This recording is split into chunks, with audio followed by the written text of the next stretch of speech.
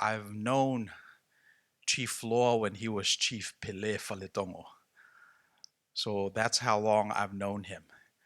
Uh, and I knew him when he was a Taulelea. In the Samoan community, you escalate as you live into the community. So Chief Law is one of the fasisinas in Samoa, and it is with great pleasure and honor that I introduce our moderator, Chief Law Pele Faltong. To the first Tafesilafai Young Adult Leadership Conference. Our focus and topic this morning, leadership within the Pacific Islanders communities. But before we get to that, let us introduce ourselves. I am retired from the United States Army. I served many years as the chairman of the Planning Commission and City Advisory Commission for the City of Carson. I'm a former high school teacher, high school principal, and mathematics instructor, television mathematics instructor for the Government of American Samoa Department of Education. I now reside in Carson with my wife, Puro, sitting back there. And so, welcome. At this time, we'll give the opportunity to the panel to introduce themselves. Why don't we start with Dr. Samoa here? My name is Reno Samoa. I was born in Hawaii. I grew up in the EFKS church. I'm currently an Episcopalian. I went to medical school in the University of Washington in Seattle. I did my internal medicine and pediatric residencies at USC. I then did my endocrinology fellowships at the University of Southern California and my pediatric endocrinology fellowship at the Children's Hospital Los Angeles.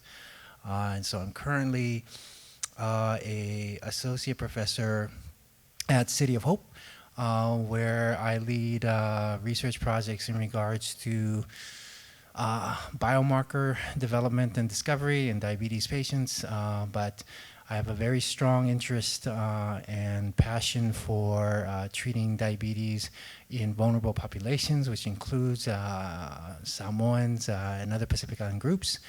It's an honor to be here, to be one of the panel members for this event. Thank you very much, Nisi. I am born in Samoa, and I am also the consulate for Samoa here in the U.S., or California, I should say. And my husband and I, if you remember, the founding members of a German village in Torrance. Talofa Faftai Munabanoa. Hello, everyone. My name is Victor Thompson, and I am a native of Long Beach, California. I was born down the street in St. Mary's Hospital, and my parents are from Ofumanua, American Samoa, and from Falaniu Tutuila, American Samoa. But so I represent the first generation born here in my family. But I am here today representing the National Pacific Islander Education Network. We're a group that works with all of the different school districts to try to encourage students to go to school and go to college, hopefully after you finish. My professional life is I am a former teacher as well as a high school principal. I am now the Director of Student Support Services for the Los Angeles County Office of Education.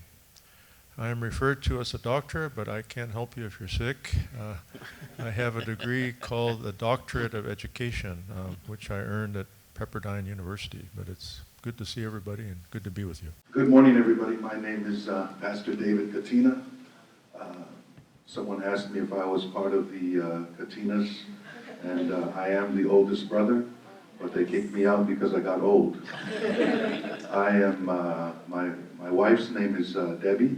We both co-pastor at a church called Great Life 310. Great Life 310 is under the umbrella of Great Life United, which has sister churches, Great Life 702 in Vegas, Great Life 684 in American Samoa, Great Life 046 in Sydney, and Great Life 808 in Hawaii. I'm a father of 6 kids, 3 boys, 3 girls. They go from boy, girl, boy, girl, boy, girl.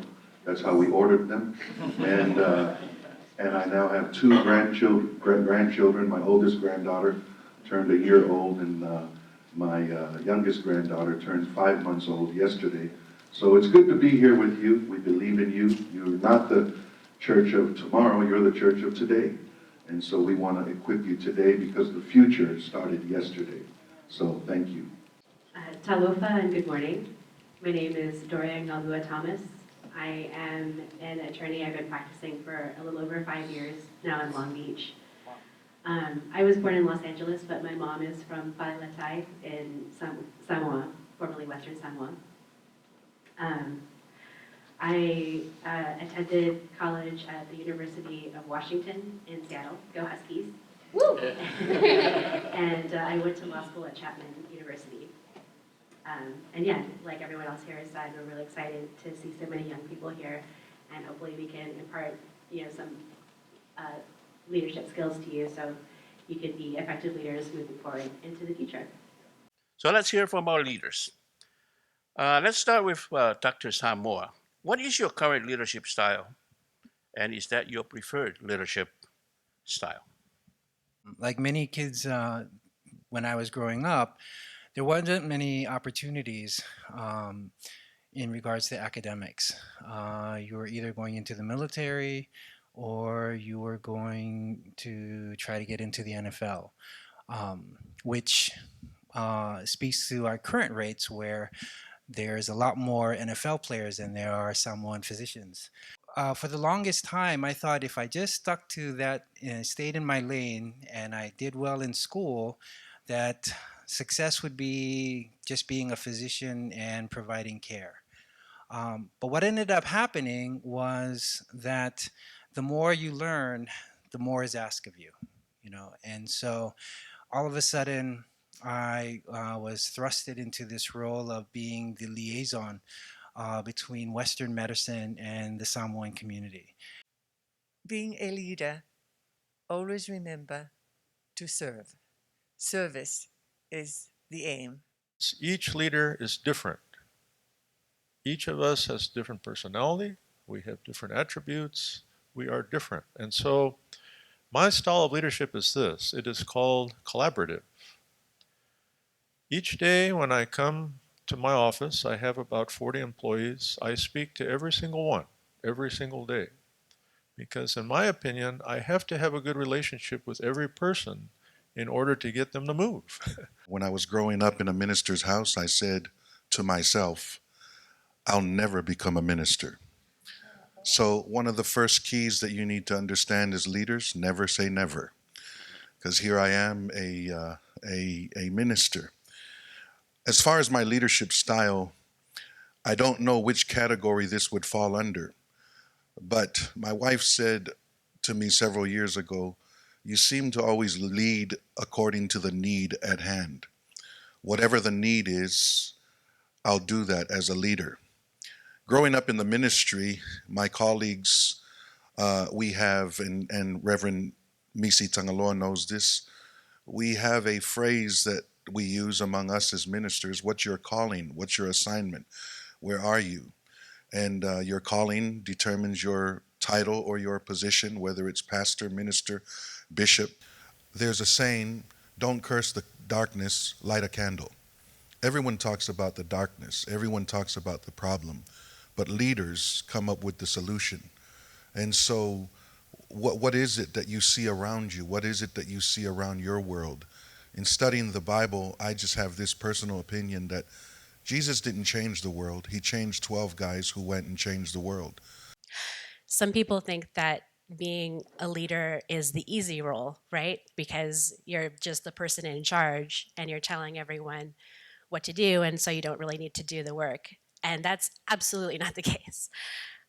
Being the leader means that you are probably doing most of the work and that you are working the hardest of everyone on your team. It's something that you do have to work on. Some people are natural born leaders. I am not one of them.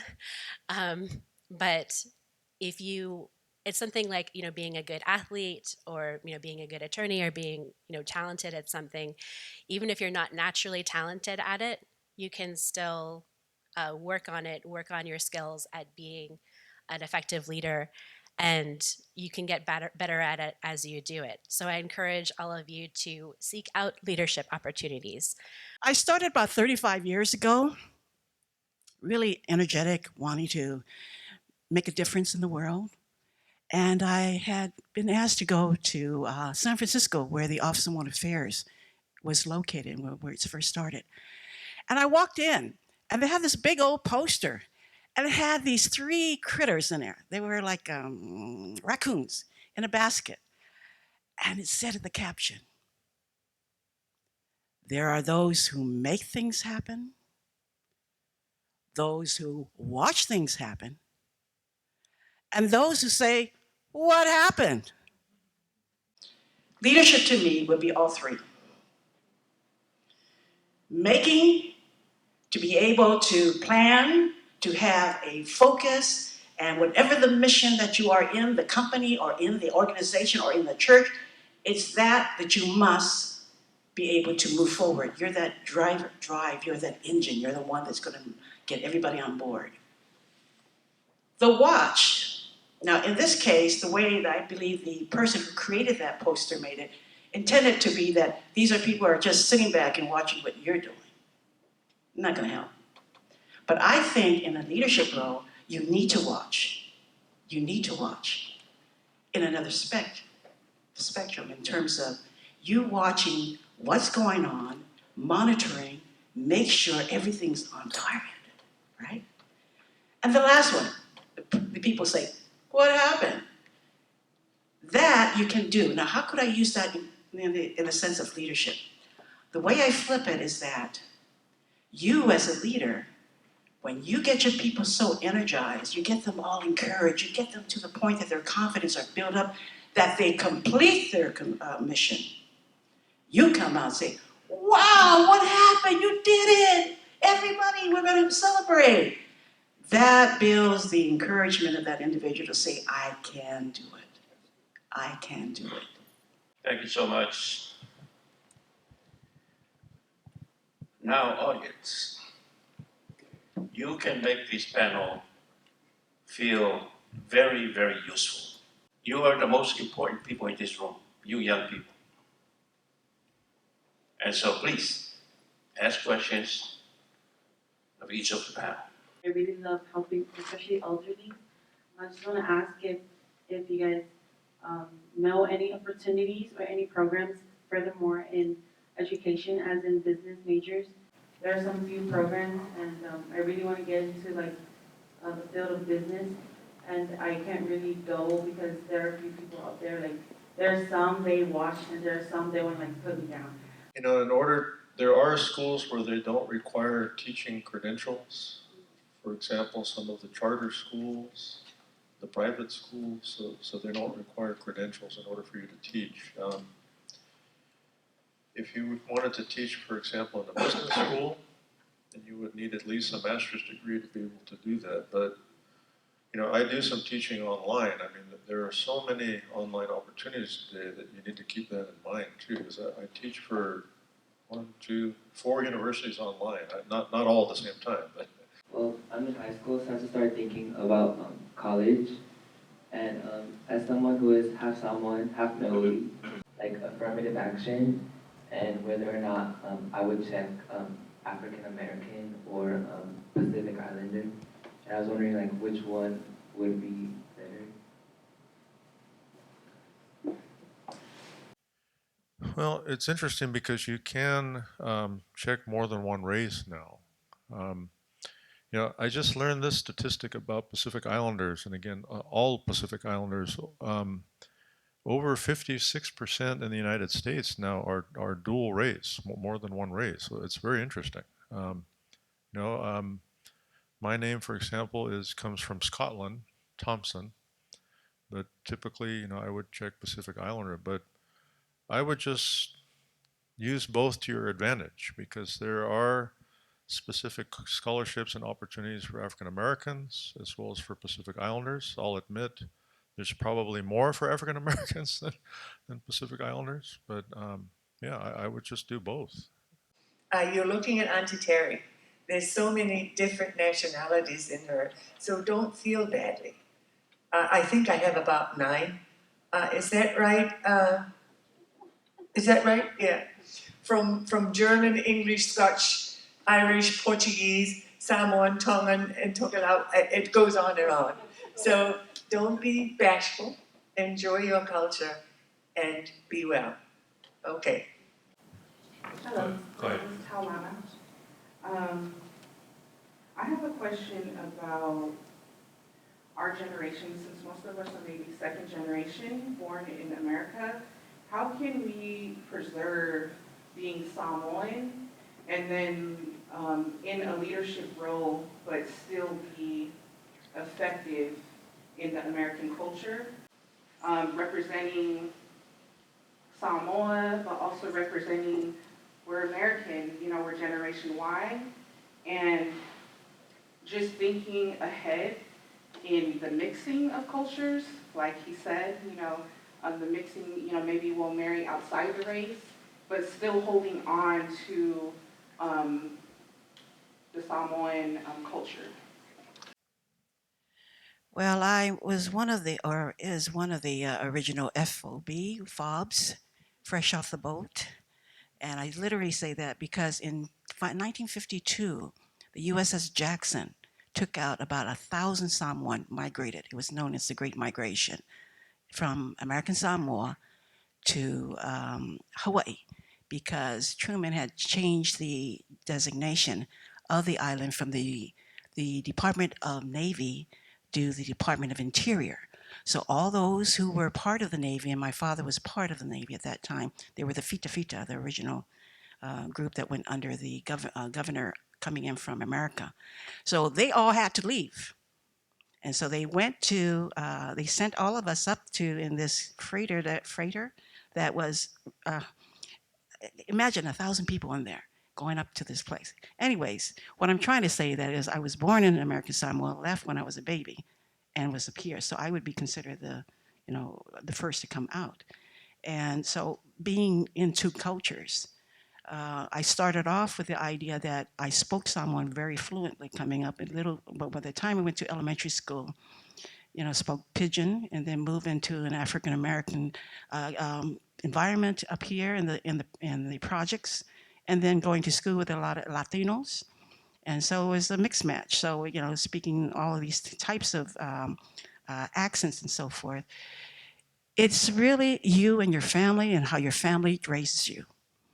Then you learn how the surrounding areas, and you need to fit in.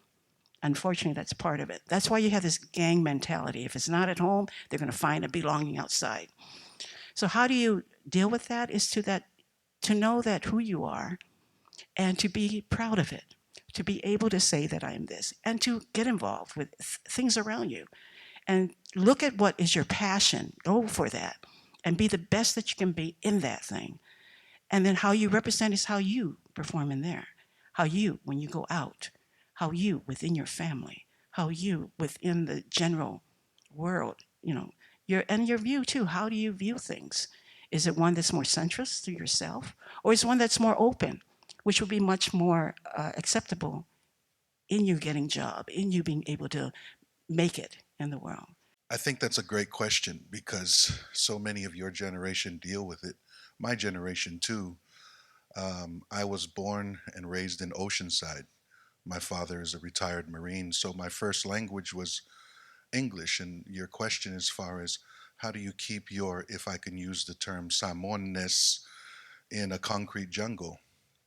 Well, you're going to have to stay hungry. Be curious, ask questions. Like I said, I was born in Oceanside, and now living here and living several years in Samoa, I was very hungry to learn the culture, not only the language, but also the culture, the history. And it's amazing how, from a kid who just started learning Samoan when he was 18, now I take our family CEs.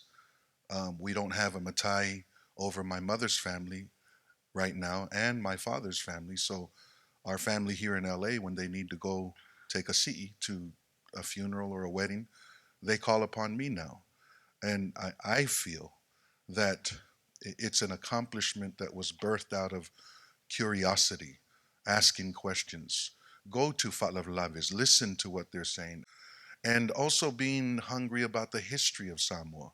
We are so rich in history that so many of our this generation doesn't know. We evangelized the South Pacific. I travel all over the place. I went to a place called Cairns, Australia, and there's a tribe there called the TI tribe. When they heard that my wife and I were ministering there, a group of them came and I'm not exaggerating, bowed and began to kiss our feet until we stopped and we said, "Hey, what is this?" And they said, "We were told generations ago your people came and brought the gospel to us." There are many churches in Papua New Guinea that are named after Samoan missionaries. I was just in Tonga last week, and there's a village there that's actually, they have a day where they honor Samoans because of the gospel that was brought. So ask questions, stay hungry about it, and you will cross paths with people who are equally hungry as far as you. I'm still hungry to learn the language and learn the ways of our people, and we have a rich heritage. So that would be my advice. Hi, Ruth. My name is Uwili Perotti, but I go by Michael. It's just easier. I'd like to add that I'm very honored for you guys coming today. And my question is, what was the process of how you guys got to become leaders and what we can hope to learn? It's a general question. As Dr. Thompson alluded to earlier, it's different for every person. Um, I think the one thing you have to realize is that everyone has the potential to lead because you lead every day. You just don't know you're leading, and so uh, my path actually echoed what Tao was talking about, was trying to excel in a field but not lose that part of my identity. I started looking at diabetes very differently. That the as a Samoan, it didn't go with what was going on that I saw. In 1940s, the U.S. Navy did a health survey in American Samoa, and at that time, they couldn't find anybody with diabetes. And I did this study again in 2004 by the American Samoan government, and it was released in what we call the STEPS report. Does anybody want to guess what percentage of Samoans had diabetes in 2004? Almost. It was 47. It's 50%. Do you know what the rate is in the US? 8%. So from in 1940 to 2004, we went from zero to half our people having diabetes. You know, what I do a lot now is working with communities to realize that health is a cultural value. In Samoan, our greeting to each other is malo soifua, right?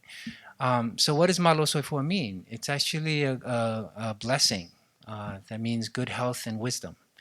So that's two things.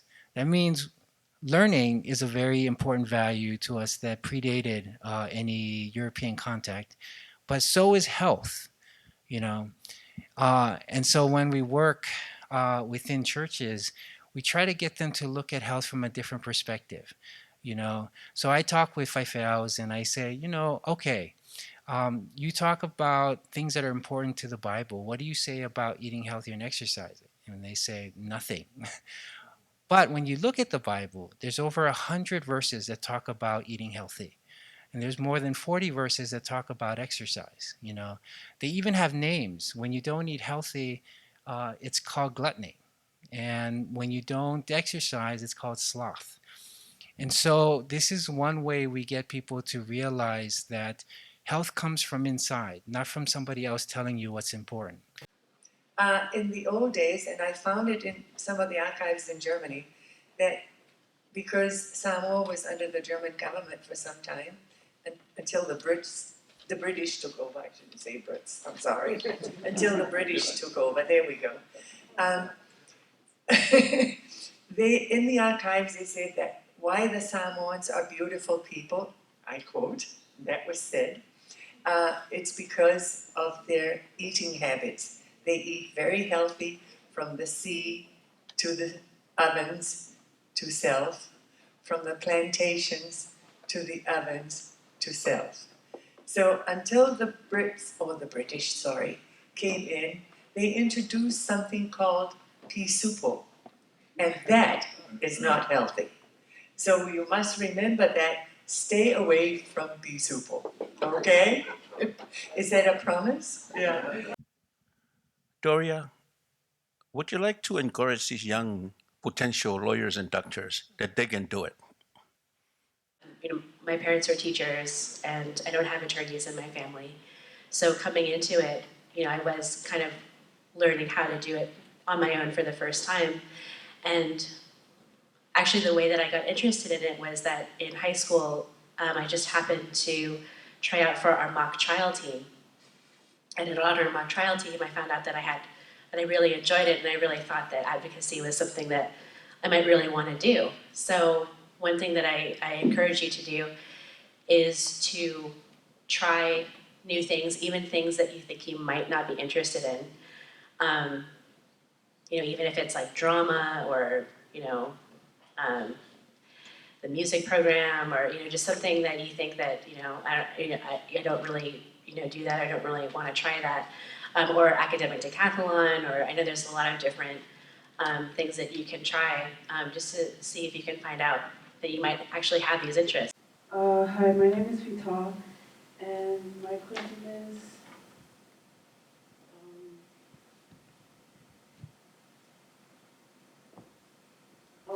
that people can be like leaders in different ways. So like, is it hard to be a leader for you guys? Well, was it hard to become a leader? For myself was those that I held in high esteem that were my leaders didn't think I could do it. So that was probably the hardest thing for me to overcome.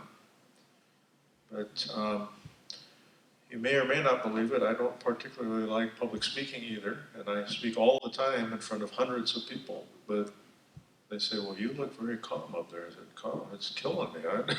I'm not that calm.